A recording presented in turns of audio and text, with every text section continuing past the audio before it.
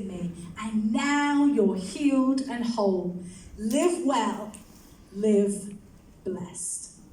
Let me remind us again, you're going to hear this verse a lot today, of our anchor verse for today, 2 Corinthians 3, verse 12 to 18. Therefore, since we have such a hope, we are very bold. We are not like Moses, who put a veil over his face to prevent the Israelites from seeing the end of what was passing away. But their minds were made dull, for to this day the same veil remains when the old covenant is read. It has not been removed, because only in Jesus Christ is it taken away.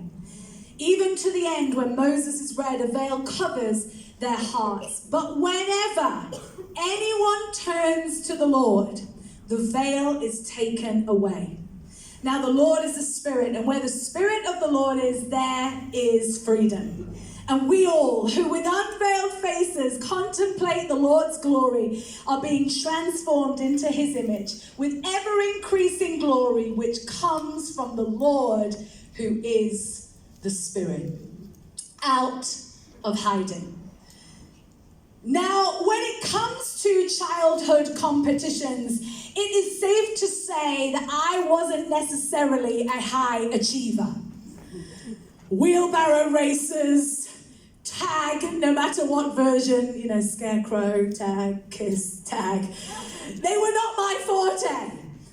It didn't matter what it was. There wasn't a game that I was particularly good at. Apart from, I did have some degree of success when it came to hide and seek. Even now, when I play with the kids, I have to say I am a top-tier hider. The reality is now, as a mum, it's an excellent excuse to hide away in the airing cupboard with a book and a fitted sheet over my head.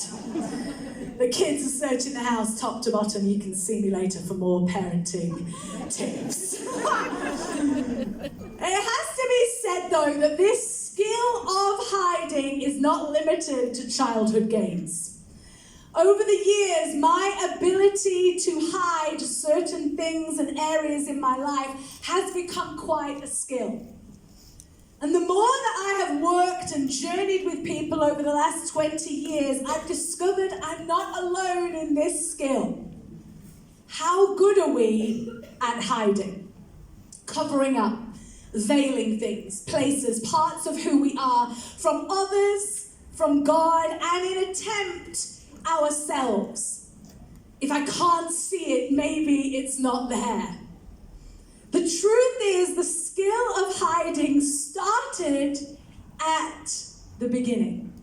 Genesis 3, verse 7, after eating the fruit, we read of Adam and Eve.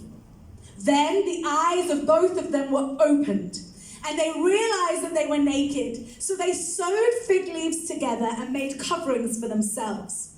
Then the man and his wife heard the sound of the Lord as he was walking in the garden in the cool of the day, and they hid from the Lord among the trees in the garden.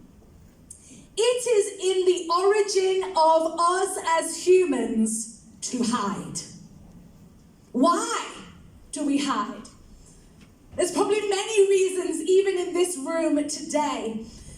Maybe there are areas of ourselves that we'd rather forget. Something about us that we don't want others to see. Shame, condemnation, fear, unbelief. Maybe it's just me who does that or thinks that. No one would quite understand. Nobody else talks about it. It's too hard to face. It's not possible to overcome.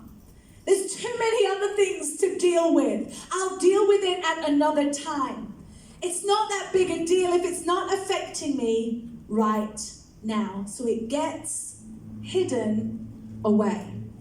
Popped in a secret drawer, a cover put over it.